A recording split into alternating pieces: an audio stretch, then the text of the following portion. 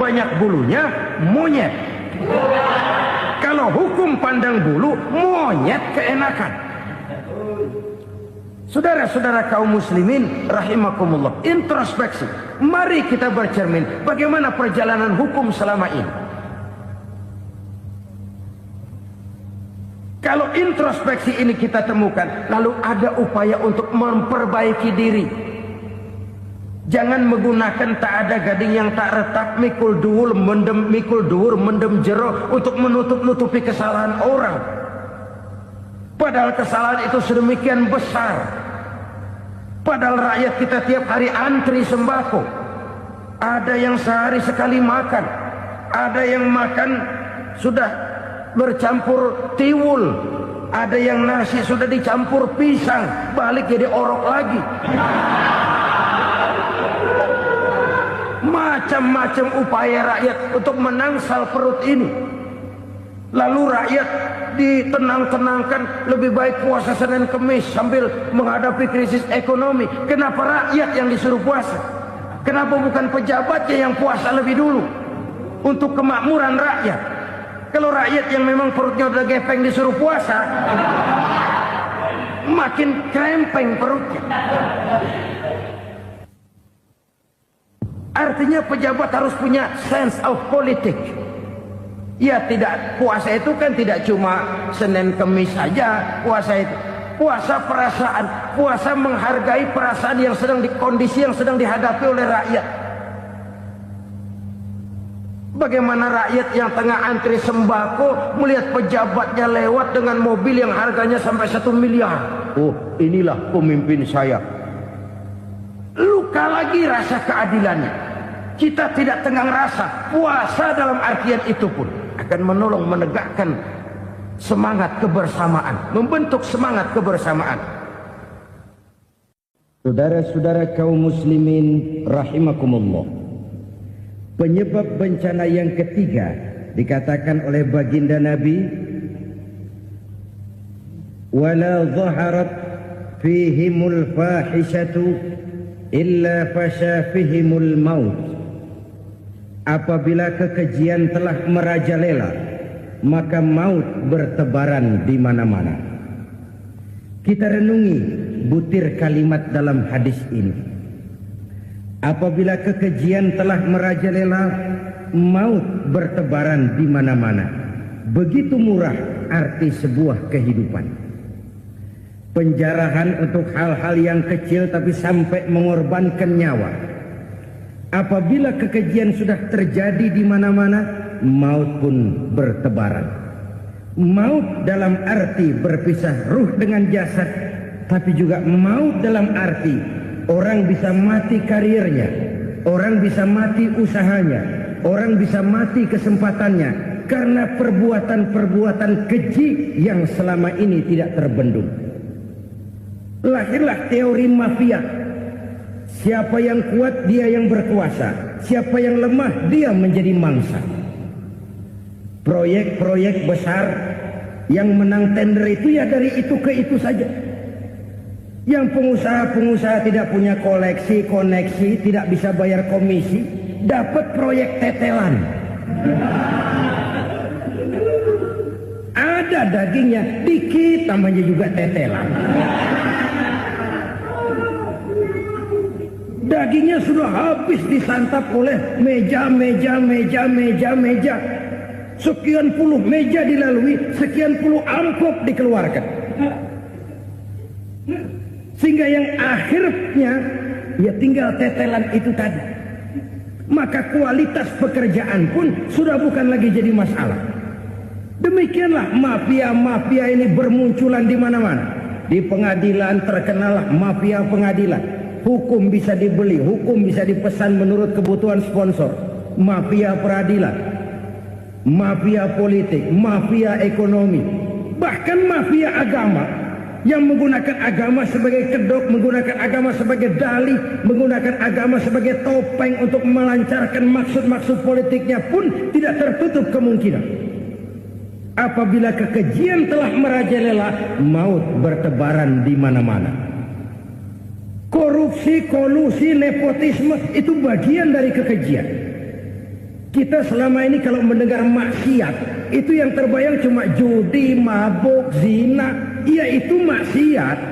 Tapi korupsi, kolusi, nepotisme, itu juga maksiat dalam bentuk lain.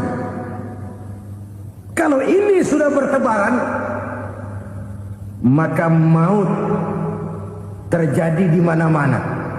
Jangan bayangkan cuma mati orangnya, itu sih kewajiban. Yang menyakitkan itu orangnya masih hidup tapi dibikin mati. Karirnya mati. Kenapa? Karena yang diperlukan bukan cuma orang pinter tapi orang taat. Biar pinter, kalau nggak taat minggir. Biar bodoh, kalau taat bisa nyenangin atasan, bisa nyemir, nyemur. Kumaha juragan wae ayo nama. Itu yang kadang-kadang dapat penghargaan. Tidak ada prestasi kerja kecuali bikin senang orang di atas. Kita lihat di desa-desa jalan rusak. Kalau ada berita pejabat anak mau turun, jalan rata sekali.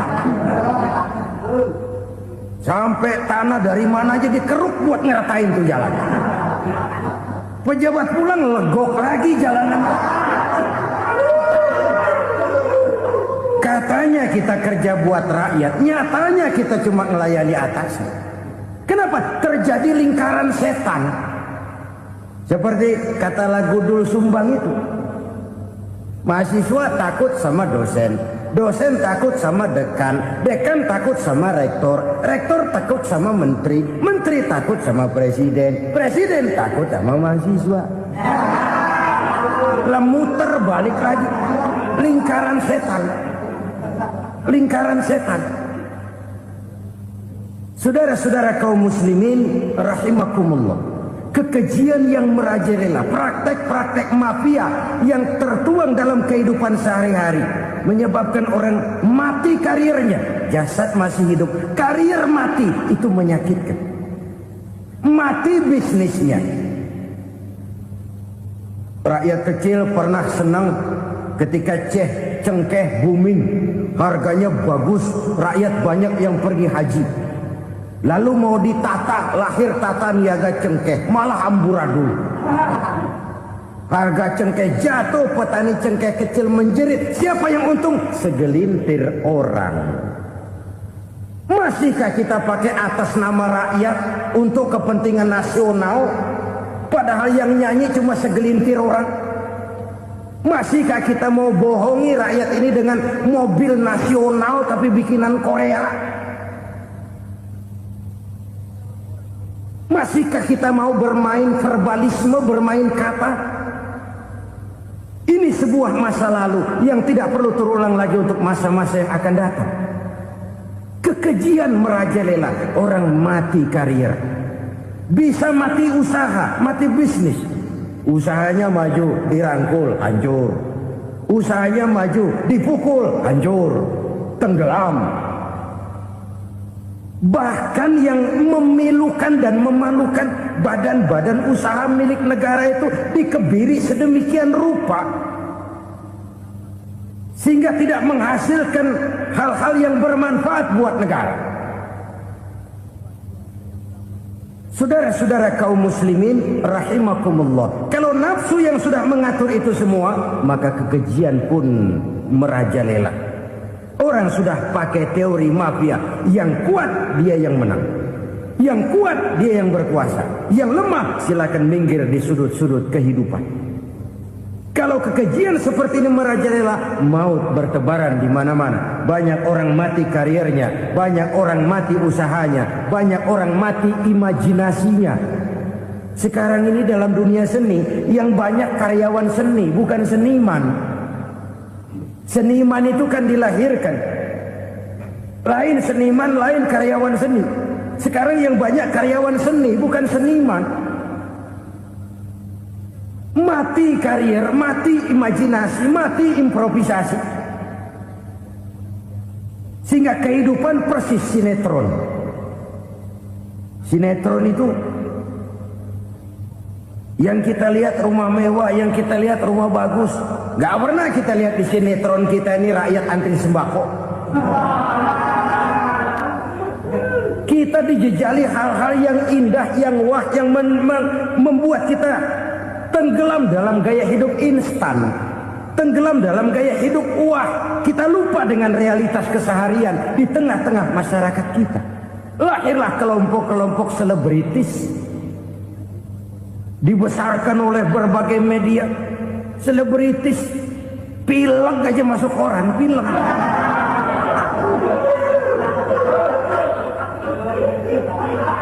Rakyat yang pingsan antri beras nggak masuk koran. Rakyat yang semaput antri minyak nggak masuk koran. Selebritis panok masuk koran.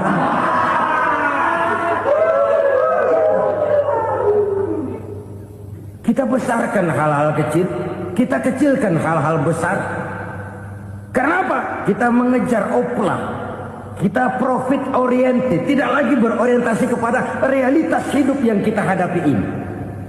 Kalau kekejian sudah merajalela, kata Nabi, maka maut bertebaran di mana-mana. Maut dalam artian maut, coba lihat sekarang begitu murah nyawa. Karena 1000 perak orang mau nusuk bunuh.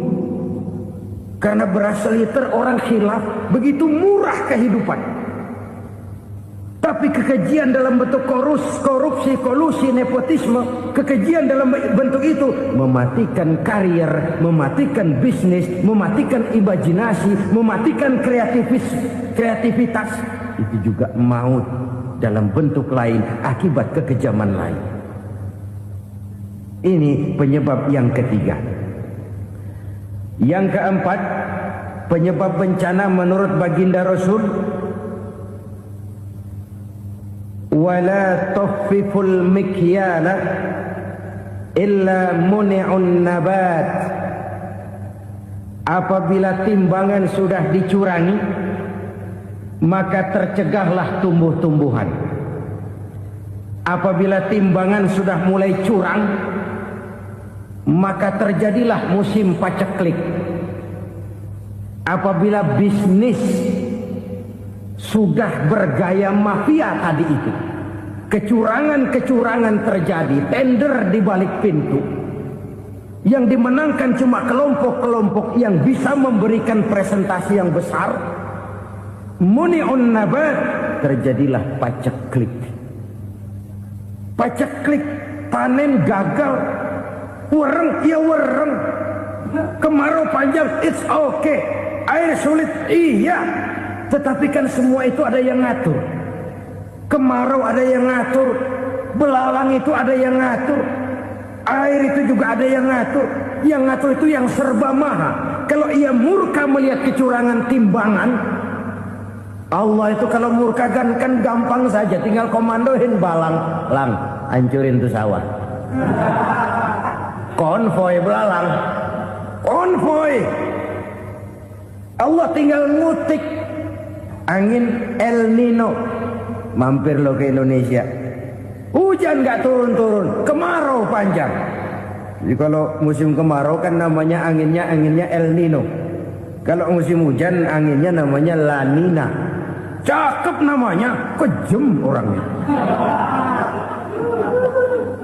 Saudara lihat Cina sekarang sedang kena La Nina, banjir besar, ribuan orang meninggal.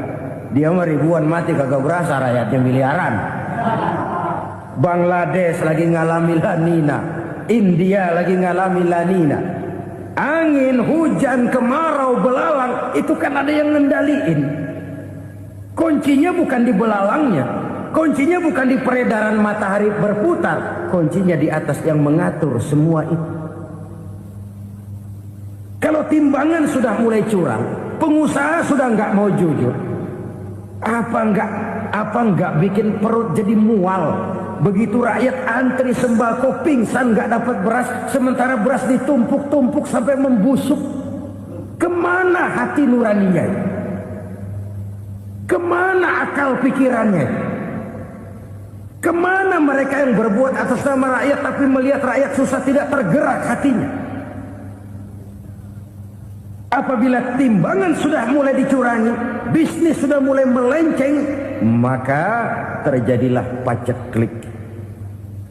Sebuah negara yang berhasil dalam swasembada pangan, lalu sekarang menjadi negara yang rakyatnya antri untuk memperoleh kebutuhan pangan.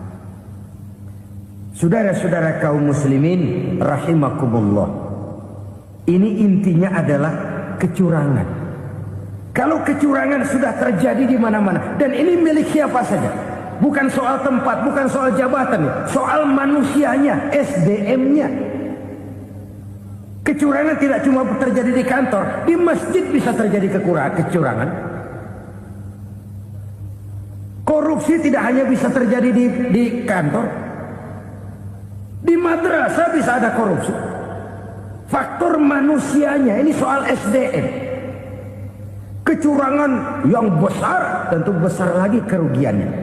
Kecurangan yang kecil, kecurangan sehari-hari, pedagang-pedagang kecil ngurangi timbangan, barang yang buruk dikatakan baik, yang baik dikatakan buruk, itu merugikan perorangan. Kecurangan yang besar merugikan bangsa dalam bentuk total, dalam bentuk seutuhnya. Nah, kecurangan-kecurangan seperti ini rakyat kan lihat, rakyat kan tahu, dan itu kembali terakumulasi di sini, pegel. Dan jangan lupa, rakyat yang nggak ngomong itu, rakyat yang nggak bersuara itu, batinnya menjerit, jeritannya menggoncang aras, dan itu didengar Allah. Yadullah fauqal jamaah, kata Nabi. Tangan Tuhan di atas orang banyak. Jeritan hati rakyat menggoncang aras. Rakyat yang terlalu banyak dizolim, rakyat yang terlalu banyak dirugikan, ya rakyat yang terlalu banyak di atas namakan, menjerit batinnya, menggoncang aras, dan Allah bisa menggerakkan apa saja untuk membuat satu situasi. Allah bisa menggerakkan apa saja untuk membuat satu situasi. Saudara-saudara kaum muslimin rahimakumullah, ini faktor yang ketiga, timbulnya kecurangan. Faktor yang keempat maksud saya. Yang kelima, penyebab timbulnya bencana menurut baginda Nabi, wala muni'uz zakat wala muni'uz zakat illa hubbisa anhumul qatru. Apabila zakat enggan dibayar, maka tercegahlah qatrun. Qatrun ini kalau bahasa kita sembako. Maka tercegahlah kebutuhan-kebutuhan yang kita perlukan.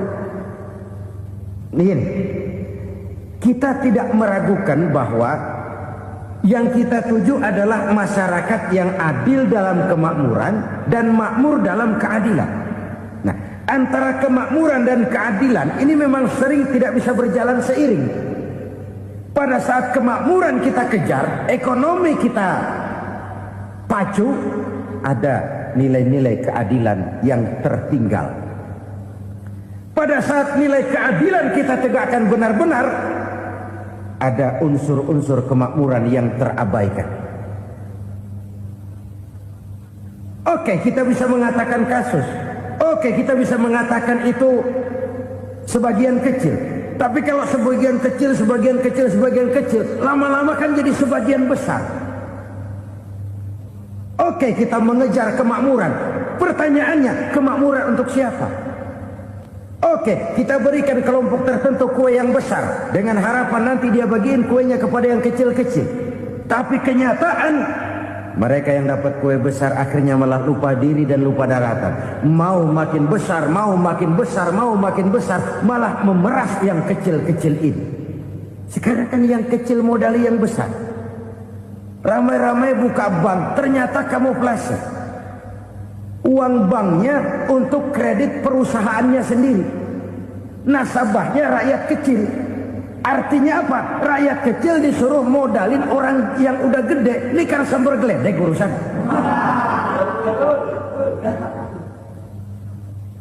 Ini kan permainan apa lagi? Rakyat kecil suruh modali yang gede. Nasabahnya rakyat kecil, kumpulkan uangnya di bank, kucurkan kredit kepada perusahaannya sendiri. Bukankah itu rakyat kecil suruh modali yang gede? Sudah begitu kejamkah kita untuk meraih keuntungan dengan mengorbankan orang kecil ini? Sudah tidak bicara lagi kah nurani kita melihat penderitaan orang yang semakin susah ini? Kalau zakat enggan dibayar, padahal zakat 2,5% saja, 2,5% saja. Kalau itu pun enggan, kalau zakat saja enggan, bagaimana pula yang namanya sodako, bagaimana pula yang namanya infak, bagaimana pula yang namanya santunan, bantuan. Kadang-kadang lipstick nyumbang si nyumbang, cuman nyolongnya lebih gede. Ini namanya sumbangan lipstick. Buat lipstick itu kan buat ngumpetin bibir pucat. Itu fungsi utama lipstick.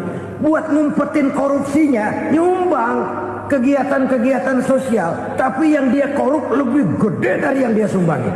Lipstick kamuflase, nepu kata anak sekarang.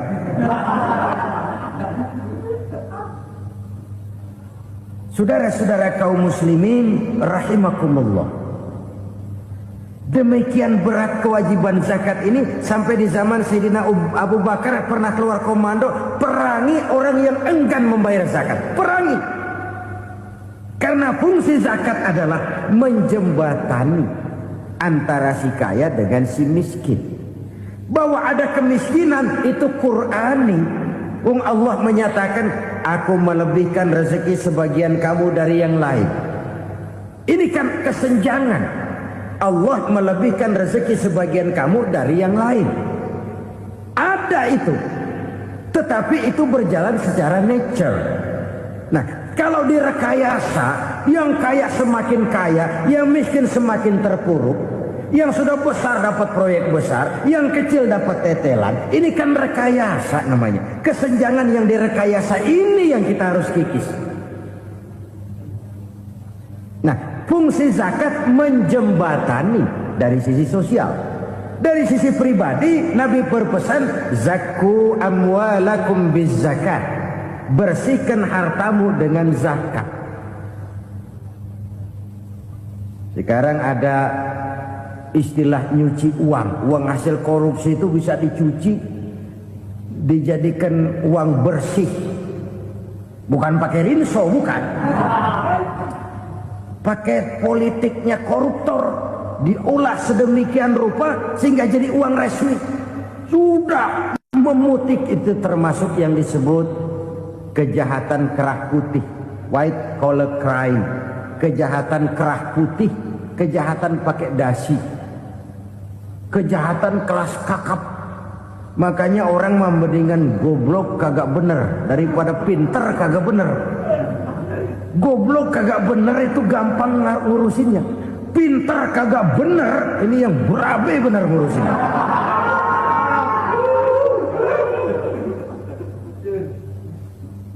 Kita bukan cuma perlu orang pinter kok di zaman sekarang. Kita perlu orang-orang bener yang punya komitmen, yang sesuai kata dan perbuatan, yang bisa merasakan apa yang dirasakan oleh rakyat, yang punya sense of politik yang tinggi, yang peka, yang penuh keterbukaan, yang punya wawasan dan pandangan jauh ke depan.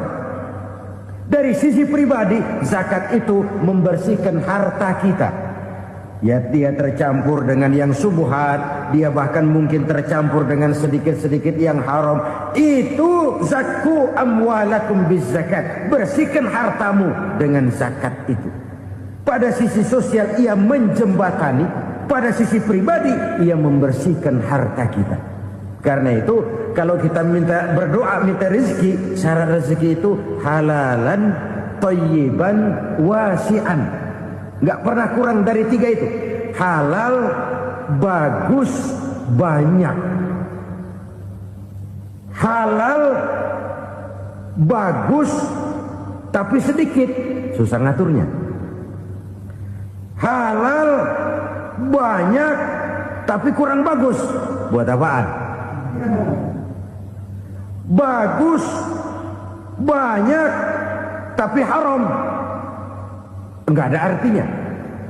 Sebab kata Imamul Ghazali, kalau kau terlalu suka memakan makanan yang haram, dikunyah masuk ke dalam perut besar, digiling oleh perut besar, menghasilkan energi, menggerakkan sel-sel pembuluh saraf, kau juga akan cenderung berpikir yang haram. Kalau sudah cenderung berpikir yang haram, perbuatan pun akan mengarah kepada perbuatan-perbuatan yang haram. Dulu waktu kelompok Jimbaran 200 konglomerat Indonesia kumpul, dihimbau supaya sekian persen kasih pengusaha-pengusaha lemah. Itu kan cuma sekedar belas kasihan, tidak banyak menolong keadaan. Dan bukan itu yang diperlukan pengusaha-pengusaha kecil. Yang diperlukan adalah berikan kami kesempatan seperti mereka dapat kesempatan. Berikan kami peluang seperti mereka juga dikasih peluang. Kalau cuma dikasih 100 juta, 200 juta hari ini, usaha kami nggak ada prospeknya, peluang kagak ada, kan sama juga bohong. Diceburin ke kali, disuruh berenang, tangan diikat, mendingan mampusin ketahuan. Ayo berenang, berlomba, tangan diikat, kaki diikat, sama saja nyuruh mati. Jadi jangan kasih ikannya, kasih kailnya. Yang diperlukan pengusaha kecil menengah ke bawah itu bukan cuma sekedar belas kasih dari konglomerat-konglomerat besar. Berikan kami peluang seperti mereka juga dapat peluang. Berikan kami kesempatan seperti mereka dapat kesempatan. Berikan kami kredit dengan kemudahan seperti mereka juga kalau minta kredit begitu mudahnya. Menciptakan peluang dan kesempatan, pemerataan. Bukan menciptakan manusia Indonesia dengan standar ekonomi yang sama. Semua rumahnya harus sama, semua punya mobil. Itu sih kebersamaan bebek. Bebek, coba lihat bebek. Satu ngalor semua. Satu ngidul semua. Kebersamaan bukan itu. Kebersamaan adalah menciptakan peluang. Kalau yang kaya bisa semakin kaya, kenapa yang miskin tidak bisa ikut naik jadi sedikit kaya? Kalau pengusaha yang sudah kuat bisa bertambah menjadi kuat dengan proyek mega proyek, kenapa yang menengah tidak bisa ikut menjadi kuat? Dan kenapa kekejian-kekejian itu merajalela? Kita dengar lewat berita-berita PLN tekor, PLN hutang. Kenapa? Dia beli listrik dari swasta yang belinya lebih mahal daripada penjualannya. Artinya dia beli itu listrik dari perusahaan listrik swasta, dia jual kepada rakyat lagi. Harga jualnya lebih murah daripada dia beli kepada swasta. Kenapa? Ada tekanan lagi tuh. Biasa siklus lagi. Hukum Boyle. Atas neken, paling bawah gepeng. Ya kita nih rakyat kecil, emang nasibnya gepeng-gepeng terus. Saudara-saudara kaum muslimin rahimakumullah, dari 5 penyebab bencana ini kita ambil kesimpulan untuk sebuah renungan dan introspeksi kita bersama. Pertama, mengingkari janji, padahal janji itu yang lebih tinggi nilainya adalah di hadapan Allah Subhanahu wa ta'ala. Baik wakil-wakil rakyat di parlemen maupun pemimpin-pemimpin rakyat di dalam kabinet, apabila memangku suatu jabatan, selalu mereka mengawali dengan sumpah, dan sumpah itu dimulai dengan demi Allah. Sadarkah kita pada saat itu kita ucapkan bahwa kita sudah mempertaruhkan Allah untuk jabatan yang kita pegang? Kita sudah mempertaruhkan nama Allah untuk posisi yang dipercayakan kepada kita. Sadarkah kita bahwa menyia-nyiakan itu satu dosa yang sangat besar, yang tidak hanya kepada Allah tetapi juga kepada rakyat yang kita wakili, kepada rakyat yang kita pimpin. Saudara-saudara kaum muslimin rahimakumullah, kita menyaksikan peristiwa-peristiwa yang memilukan dan memalukan. PHK terjadi di mana-mana, pengangguran meningkat, harga-harga membumbung tinggi, daya beli rakyat semakin lemah. Sementara di bidang politik, kejadian-kejadian memberikan indikasi bahwa persatuan dan kesatuan kita sebagai bangsa dewasa ini tengah berada dalam ujian yang berat. Pada jumpa kita kali ini, tanpa bermaksud untuk mencari kambing hitam dari bencana yang kita hadapi, saya ingin menyampaikan sebuah hadis yang diriwayatkan oleh Imam At-Tabarani dari Ibnu Abbas bahwa Rasulullah sallallahu alaihi wasallam bersabda, "Khamsun bi khamsin." Ada 5 perkara yang dapat menimbulkan 5 macam bencana. Mari kita renungi hadis ini satu demi satu sebagai bahan introspeksi buat kita semua dalam menghadapi bencana yang tengah berlaku sekarang ini. Yang pertama, manaqasa qaumul ahda illa sullita alaihim aduwwuhum. Apabila suatu kaum sudah mengingkari janjinya, maka mereka pun akan dikuasai oleh musuh-musuh mereka. Sederhana saja nampak kalimat dalam hadis ini. Apabila orang sudah mengingkari janji, mereka akan dikuasai oleh musuh-musuh mereka sendiri. Dan musuh kita yang paling utama saat ini adalah kemiskinan dan kebodohan. Kenapa itu terjadi? Karena kita mengingkari janji kita sendiri. Di saat awal-awal berdirinya Orde Baru, kita pernah berjanji untuk melaksanakan Pancasila dan Undang-Undang Dasar 45 secara murni dan konsekuen. Kita berjanji bahwa kita akan menegakkan pemerintah yang bersih dan berwibawa. Itu semua pada permulaannya. Waktu demi waktu berjalan, kita lupa dengan janji yang kita ucapkan itu. Ketuhanan yang Maha Esa kita ucapkan, tapi kesetanan yang luar biasa yang kita lakukan. Kemanusiaan yang adil dan beradab yang kita dengungkan, tetapi kemanusiaan zalim dan biadab yang kita praktekkan. Sederhana saja saudara, hampir setiap pejabat pada posisi-posisi kunci, di awal-awal ia memangku jabatan itu, biasanya ia mengucapkan sumpah dengan lafaz demi Allah, bahwa dalam melaksanakan jabatan ini saya tidak akan menerima hadiah atau pemberian dalam bentuk apapun. Itu pada permulaannya. Lama-lama rupanya hadiah itu asik juga, mulai diterima. Lama-lama dirasa kurang, mulai menagih. Dan akhirnya terjadilah praktek yang disebut suap menyuap, semir menyemir, dan lain sebagainya. Kalau ini sudah menjadi kenyataan, bagaimana kita mau menegakkan pemerintah yang bersih dan berwibawa? Undang-Undang Dasar 45 menyatakan bahwa bumi, air, dan seluruh kekayaan negara dikelola oleh negara bagi sebesar-besar kemakmuran rakyat. Yang terjadi adalah bahwa kita merasa mewakili rakyat untuk menikmati harta dan kekayaan negara, sehingga rakyat banyak tidak bisa ikut menikmatinya. Menumpuklah harta itu sehingga terjadilah pepatah, gunung ditimbun, sumur digali. Yang kaya semakin kaya, yang miskin semakin terpuruk. Kita ingkar dengan janji yang kita ucapkan di awal-awal kita bergerak. Kita ingkar dengan janji pada saat kita mengatakannya dengan menyebut nama Allah, dengan mempertaruhkan nama Tuhan. Sehingga pada akhirnya jabatan pun mengalami tender. Sudah menjadi rahasia umum. Orang mau jadi lurah mesti mengeluarkan uang. Mau jadi camat mesti mengeluarkan uang.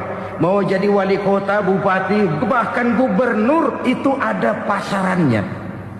Secara logika, kalau orang memperoleh satu jabatan karena banyak mengeluarkan uang, tentu pada saat ia mengeluarkan uang, ia sudah punya pemikiran, modal pasti pulang, modal pasti kembali. Kalau orang memperoleh suatu jabatan karena banyak mengeluarkan uang, maka langkah pertama yang dia lakukan setelah memangku jabatan itu ialah bagaimana uang bisa kembali, bagaimana modal bisa pulang. Kalau modal sudah pulang, pikiran berikutnya bagaimana supaya dapat untung. Lalu kapan mau bekerja untuk kepentingan rakyat? Itu nomor 18. Kemudian kalau ada proyek-proyek besar, pertanyaannya ialah bukan apakah proyek ini bermanfaat bagi rakyat, apakah proyek ini layak untuk diteruskan, tetapi yang jadi pertanyaan paling utama ialah bagian saya berapa duit dari proyek ini. Kita bisa lihat proyek mega proyek lahan 1 juta hektar di Kalimantan Tengah, triliunan rupiah, dan proyek itu gagal. SD Impres bulan ini diresmikan, bulan depan retak. Jembatan-jembatan bulan ini gunting pita, bulan depan runtuh. Kita ingkar dengan janji. Kita berkata kita bekerja untuk kepentingan rakyat, tapi kita tidak pernah mengenal rakyat itu. Apabila suatu kaum sudah mulai mengingkari janji, maka mereka akan dikuasai oleh musuh-musuh mereka. Akibatnya tersusunlah barisan-barisan sakit hati yang makin lama makin menjadi bola salju, menggelinding membesar, dan kemudian terjadilah hal-hal yang tidak kita inginkan lagi. Apabila suatu kaum sudah mengingkari janji, maka mereka akan dikuasai oleh musuh-musuh mereka. Ini penyebab bencana yang pertama. Kita tidak konsekuen. Tadinya kita dengan lantang teriak-teriak berantas korupsi, ganyang korupsi. Pada waktu kita belum mendapat kesempatan. Setelah kita naik punya kesempatan, rupanya korupsi enak juga dirasa. Terjadi pergeseran nilai, orang luntur, kehilangan idealisme awal. Lalu untuk menghibur-hibur diri, menutup-nutup kesalahan, kita gunakanlah pepatah bahwa tidak ada gading yang tak retak, bahwa kita harus mikul dur mendem jero. Itu semua cuma sebagai dalih agar kesalahan kita tidak dibicarakan orang lain. Padahal kita sendiri yang mengingkari janji. Kita yang keluar dari komitmen awal kita. Kita berjanji melaksanakan Pancasila dan Undang-Undang Dasar 45 dengan murni dan konsekuen. Kita berjanji untuk menegakkan pemerintah yang bersih dan berwibawa. Namun dalam kenyataannya itu tidak kita laksanakan dengan sebagaimana mestinya. Kita bergeser, kita mengalami proses degradasi, peluncuran nilai, dan akhirnya terbentuklah barisan-barisan sakit hati yang semakin lama semakin membesar itu. Kita harus introspeksi. Memang kalau zaman sedang susah, biasanya kambing hitam laris, tukang kompor gentayangan. Itu dari dulu selalu mencari kambing hitam. Karena itu kita tidak bicara orang, kita tidak bicara siapa yang salah. Kita bicara sistem, dan sistem itu bisa mengena siapa saja. Kalau orang sudah mulai mengingkari janji, bergeser dari komitmen awal, itu sudah mulai ia mengalami proses peluncuran, proses degradasi. Ini penyebab yang pertama. Kita tidak lagi konsekuen. Bahwa bumi, air, sumber daya alam adalah milik negara, dikuasai oleh negara, digunakan bagi sebesar-besar kemakmuran rakyat. Ternyata rakyat yang makmur itu tidak merupakan gambaran yang menyeluruh dari rakyat kita. Undang-undang dasar kita menganut ekonomi kekeluargaan, tapi yang kita praktekkan adalah ekonomi keluarga. Kalau bukan keluarga nggak dapat proyek. Kalau bukan keluarga nggak dapat macam-macam. Kekeluargaan kita rubah menjadi keluarga. Timbullah penyakit nepotisme. Kita bergeser, kita ingkari janji, dan kita anggap kita atasnamakan rakyat. Rakyat cuma sekedar jadi address, rakyat cuma sekedar jadi alamat, tetapi kehidupan mereka tidak banyak berubah dan tidak banyak terangkat. Kaum muslimin rahimakumullah, ini penyakit yang pertama, penyebab bencana yang pertama. Yang kedua kata Nabi, wa ma hakamu bighairi ma anzalallah. apabila hukum yang diterapkan sudah tidak lagi bersumber dari hukum Allah, illa fasha fihimul faqru, maka akan bertebaranlah kemiskinan di mana-mana. Ini artinya apa? Apabila hukum tinggal sebuah stempel, apabila hukum sudah diatur menurut kepentingan, apabila hukum sudah tidak lagi ditegakkan secara adil, maka kemiskinan merambah di mana-mana. Hukum diatur menurut selera orang yang sedang berkuasa, maka yang benar bisa jadi salah, yang salah bisa jadi benar. Hukum dalam kenyataan hidup berlaku seperti pisau. Pisau itu kan saudara lihat, yang namanya pisau dimanapun itu tajamnya ke bawah, ke atas tumpul. Kalau hukum itu, kalau untuk rakyat, hukum itu tajam bukan main, cepat sekali dilaksanakan. Tapi giliran menengah ke atas, yang gedean dikit berbuat salah, hukum tumpul. Hukum pura-pura tidak dengar, akibatnya terluka rasa keadilan rakyat. Satu kasus rakyat diam, dua kasus rakyat diam, tiga kasus rakyat diam, kasus terakumulasi di hati rakyat, luka rasa keadilan, dan itu menjadi sumber bencana. Penjarahan, kita tidak setuju itu, tapi kita harus melihat kausalnya. Itu kan tidak berdiri sendiri, itu kan karena terlukanya rasa keadilan rakyat, melihat kesempatan ini tidak merata. Kalau rakyat ini yang ngajukan kredit ke bank, walaupun jumlahnya cuma jutaan, ratusan ribu, susahnya 17 setan. Tapi ada orang-orang tertentu yang agunannya palsu, jaminannya palsu, bawa kata belece, bukan cuma miliaran, triliunan kredit bisa keluar. Terluka rasa keadilan, hilangnya kesempatan. Rakyat cuma dapat kesempitan, jarang dapat kesempatan. Dari lukanya rasa keadilan ini, memang ya entah lipstik, entah basa-basi, dibentuklah tim ini, dibentuklah badan pengawas ini, dibentuklah tim ini. Kalau membentur tahu, hancur tahu. Tapi kalau tim yang dibentuk membentur karang, bukan karangnya yang hancur biasanya, timnya yang bubar.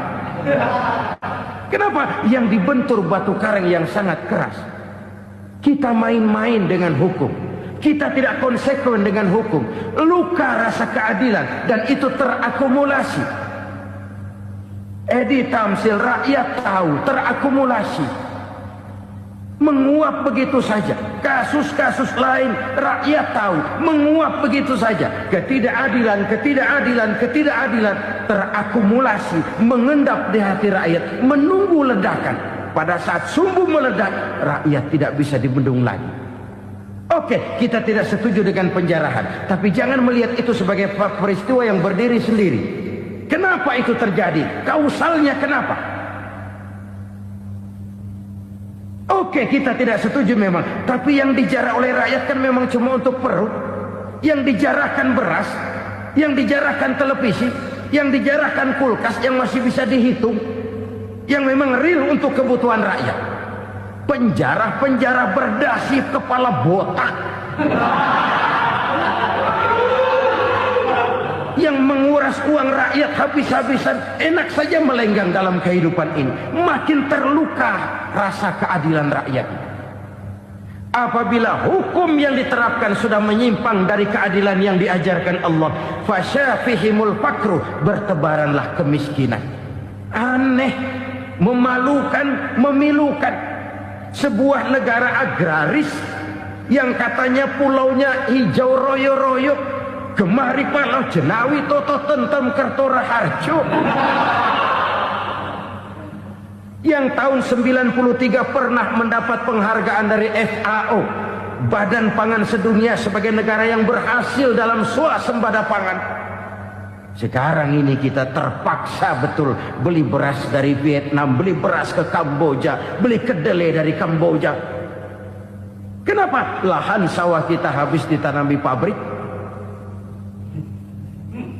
teknologi kita, teknologi loncatan yang non-applied, tidak terpakai oleh kita. Lantas lahan yang tidak bisa kita tanami, kita paksakan lahan-lahan gambut menjadi tanah pertanian yang subur dengan biaya triliunan dan kita gagal. Kita cari jarum dan kapak hilang. Kita mau jadi negara industri dengan loncatan teknologi yang maju, kita lupakan pola pijak kita sebagai negara agraris dan akhirnya kita kecolongan. Lihatlah dewasa ini. Rakyat kita antri sembako di mana-mana. Di sebuah negara agraris. Ketidakadilan melahirkan kemiskinan. Kemiskinan moral dan kemiskinan material. Kemiskinan moral, rakyat nggak percaya lagi sama pejabat. Rakyat mengalami krisis figur. Orang, alah lu ngomong dah sama ember.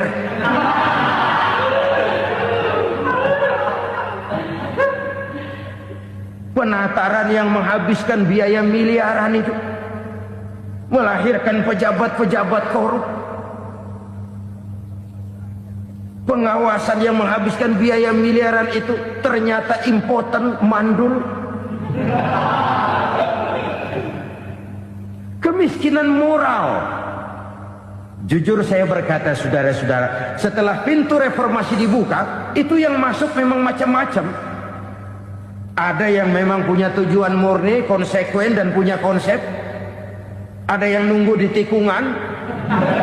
Begitu mobil lewat nyamber pintu, berangkat ikut reformasi. Ada yang memanfaatkan momentum mumpung untuk nyampein unek-unek, ngerti nggak, pokoknya ngomong. Sehingga keadaan semakin rancu, kebingungan semakin menjadi-jadi, masalah yang paling urgen tidak terselesaikan. Sekarang ini orang berpikir mendingan jadi pala ular daripada jadi buntut macan. Buntut macan memang hebat macan, tapi kalau buntutnya cuma ugel-ugel di belakang buat apa? Mendingan jadi pala ular, kecil juga nyaplok. Artinya, ya biar kecil juga kalau punya partai kan gagah. Lalu rame-rame bikin partai kayak bikin arisan. Orang makin mengalami dislokasi. Semua mau jadi pahlawan, semua mau nomor satu, semua ngomong. Iya kalau bidangnya, kalau bukan makin rancu. Marilah lewat kesempatan ini saya mengajak kita untuk tahu diri. Biarkan politisi ngomong politik, biarkan ekonom menata ekonomi, biarkan praktisi bicara soal hukum, biarkan rakyat munajat, istighfar, mohon pertolongan Allah. Tahu diri kita. Kalau memang ayam, kukuruyuk aja dah. Kalau memang kucing, ayo ngeong. Kalau kambing, silahkan ngembe. Udah tahu ayam, ngeong bunyinya. Suaranya palas, orang nggak ngerti, bingung, makin menjadi-jadi. Ibarat kesebelasan sepak bola bangsa kita sekarang ini, rame-rame mau bikin gol, kiper ikut nyerang sekarang. Memilukan dan bahkan memalukan. Wa ma hakamu bighairi ma anzalallah illa fasha fihimul fakru. Kalau hukum yang diterapkan sudah menyimpang dari keadilan yang diajarkan Allah, bertebaranlah kemiskinan di mana-mana. Coba sekarang ini, yang punya duit bingung, apalagi yang kagak punya duit. Yang pengusaha gede ngeluh, apalagi yang pengusaha pas-pasan. Yang kagak punya beras, yang punya beras saja masih bingung, apalagi yang nggak punya beras. Ini sudah demikian merata. Dulu kita kagum mendengar konglomerat kelas buadak, kelas-kelas yang seakan-akan cuma ada dalam khayalan mereka, punya kekayaan miliaran dolar, triliunan. Sudahlah, seolah-olah nggak terjangkau sama kita. Weh, ternyata yang gede-gede itu juga gede utangnya. Dan rontok satu demi satu. Ternyata rakyat selama ini cuma dialamatkan, cuma dijadikan address. Rakyat yang tidak banyak ngerti persoalan ini harus menanggung hidup ini begini berat, harus menanggung beban hidup ini begini tinggi, daya beli semakin lemah, semakin terpuruk dan terpuruk, sedang keadaan belum juga banyak berubah.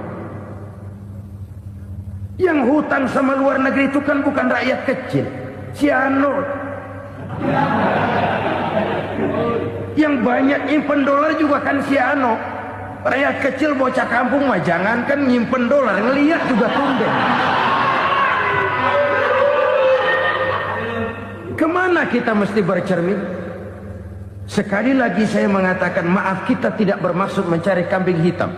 Karena itu kita tidak bicara orang, kita bicara sistem, kita bicara keadaan. Beginilah yang dikatakan Nabi, penyebab timbulnya bencana, hukum yang ditegakkan tidak lagi berorientasi kepada keadilan, tapi berorientasi kepada kepentingan.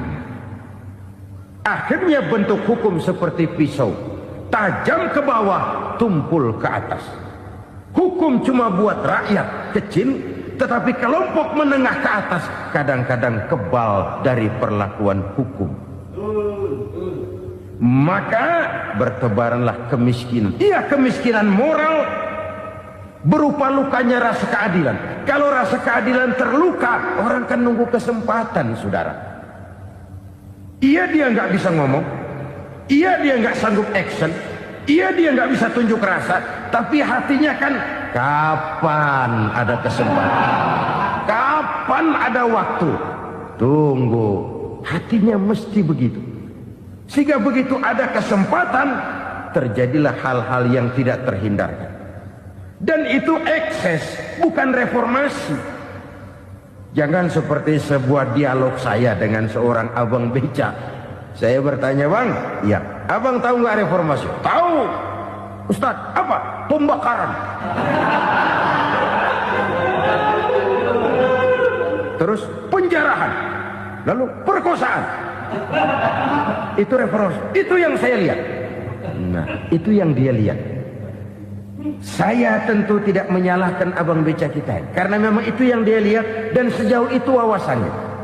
Tapi ini indikasi bahwa banyak rakyat kita yang belum bisa menggunakan kebebasan secara bertanggung jawab. Padahal kebebasan tanpa tanggung jawab tirani. Sebuah contoh gampang-gampangan. Saya beli radio, saya setel di kamar saya, lalu saya bilang, ini radio gue. Yang beli gue, pakai duit gue setel di kamar gue, sekeras-kerasnya, gak ada urusan sama orang lain. Itu kata saya. Tetapi tetangga saya sebelah rumah kan boleh juga ngomong begitu. Kata tetangga saya, ini mata gue, yang ngantuk gue tidur di kamar gue, kenapa suara radio lu nyampe kemari? Artinya apa ini? Kebebasan saya nyetel radio dibatasi oleh kebebasan tetangga saya yang mau tidur. Tidak ada kebebasan mutlak. Kebebasan mutlak tanpa tanggung jawab kembali akan melahirkan tirani, kembali akan melahirkan pemaksaan kehendak. Dan itu lagi-lagi bukan demokrasi. Saudara-saudara kaum muslimin rahimakumullah. Ini penyakit yang kedua, lukanya rasa keadilan, terutama di kalangan rakyat kecil. Itu mengendap menjadi akumulasi dan menunggu giliran kapan bisa dimuntahkan. Dengan kata lain, rakyatnya udah banyak banget makan yang perutnya jadi enak, nyelam. Kapan nunggu muntahnya? Udah begini banyak akumulasi yang mereka pendam di perut ini, sehingga ketika terjadi kesempatan itu sudah tidak terkendalikan lagi. Kita out of control. Saya tidak mentolerir sikap-sikap kekerasan. Bahkan saya lebih cenderung bahwa kalau di rumah kita banyak tikusnya saja racuni, jangan rumah dibakar. Bahwa ada korupsi, iya. Ada kolusi, memang. Ada nepotisme, tentu. Tetapi tikus Tikusnya saja racuni. Jangan rumah dibakar. Masa mau ngusir tikus bakar rumah? Tikusnya lari, tikusnya selamat, rumahnya ewes-ewes.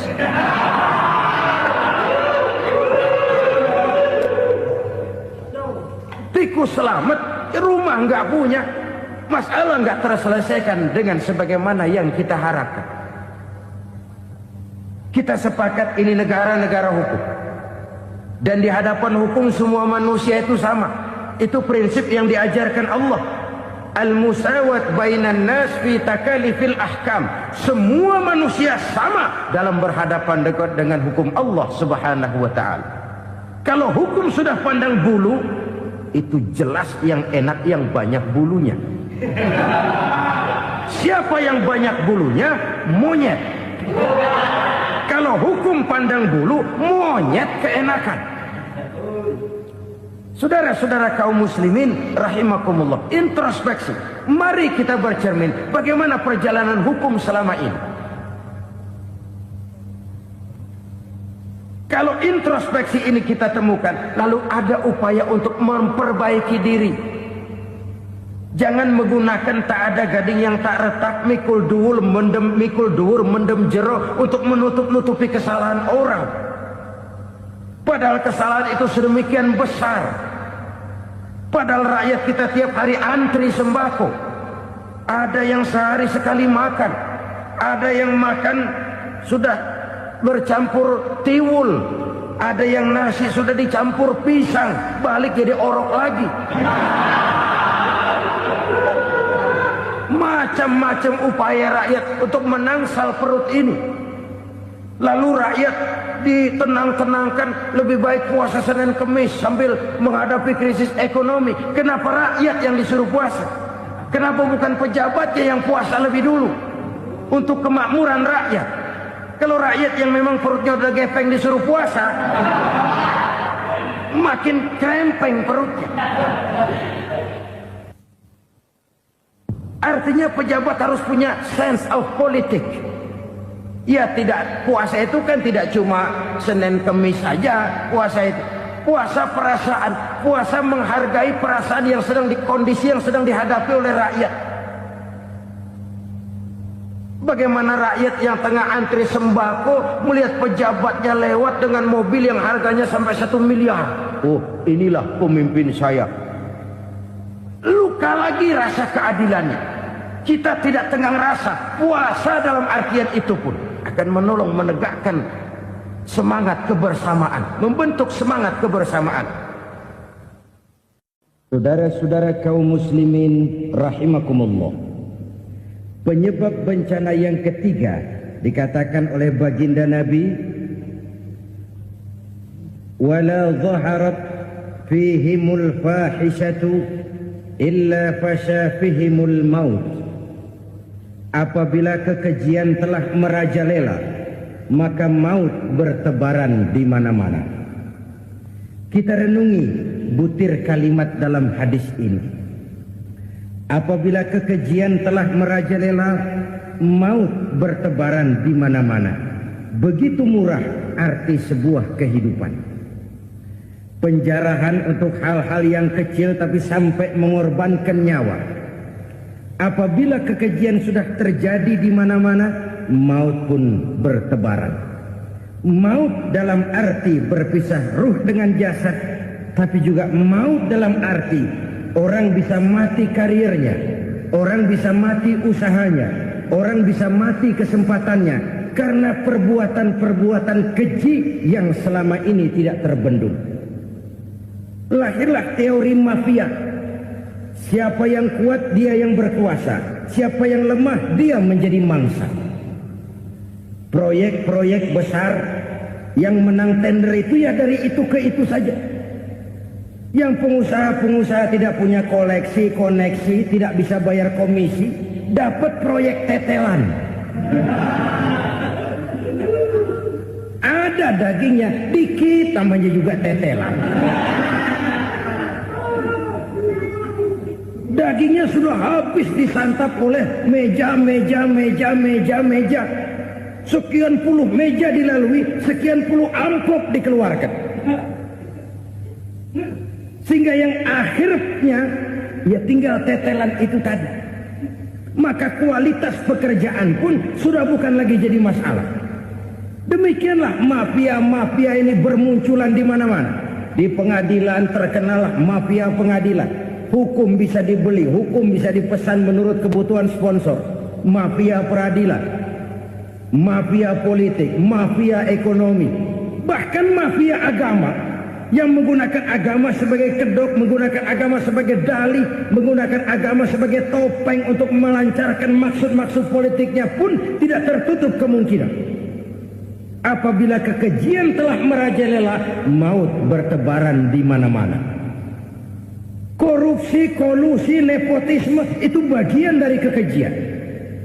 Kita selama ini kalau mendengar maksiat, itu yang terbayang cuma judi, mabuk, zina. Iya, itu maksiat.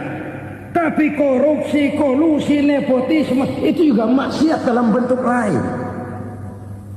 Kalau ini sudah bertebaran, maka maut terjadi di mana-mana. Jangan bayangkan cuma mati orangnya, itu sih kewajiban. Yang menyakitkan itu orangnya masih hidup tapi dibikin mati. Karirnya mati. Kenapa? Karena yang diperlukan bukan cuma orang pinter tapi orang taat. Biar pinter, kalau nggak taat minggir. Biar bodoh, kalau taat bisa nyenangin atasan, bisa nyemir, nyemur. Kumaha juragan wae ayo nama. Itu yang kadang-kadang dapat penghargaan. Tidak ada prestasi kerja kecuali bikin senang orang di atas. Kita lihat di desa-desa jalan rusak. Kalau ada berita pejabat anak mau turun, jalan rata sekali. Sampai tanah dari mana aja dikeruk buat ngeratain tuh jalan. Pejabat pulang legok lagi jalanan. Katanya kita kerja buat rakyat, nyatanya kita cuma melayani atasnya. Kenapa? Terjadi lingkaran setan. Seperti kata lagu Dul Sumbang itu. Mahasiswa takut sama dosen, dosen takut sama dekan, dekan takut sama rektor, rektor takut sama menteri, menteri takut sama presiden, presiden takut sama mahasiswa.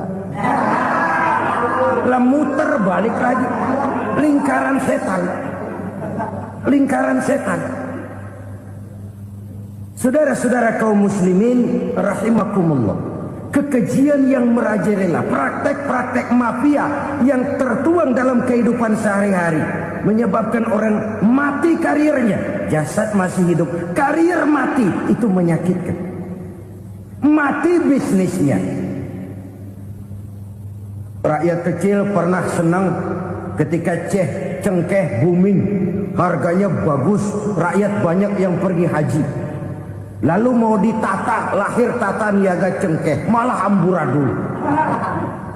Harga cengkeh jatuh, petani cengkeh kecil menjerit. Siapa yang untung? Segelintir orang. Masihkah kita pakai atas nama rakyat untuk kepentingan nasional? Padahal yang nyanyi cuma segelintir orang. Masihkah kita mau bohongi rakyat ini dengan mobil nasional tapi bikinan Korea? Masihkah kita mau bermain verbalisme, bermain kata? Ini sebuah masa lalu yang tidak perlu terulang lagi untuk masa-masa yang akan datang. Kekejian merajalela.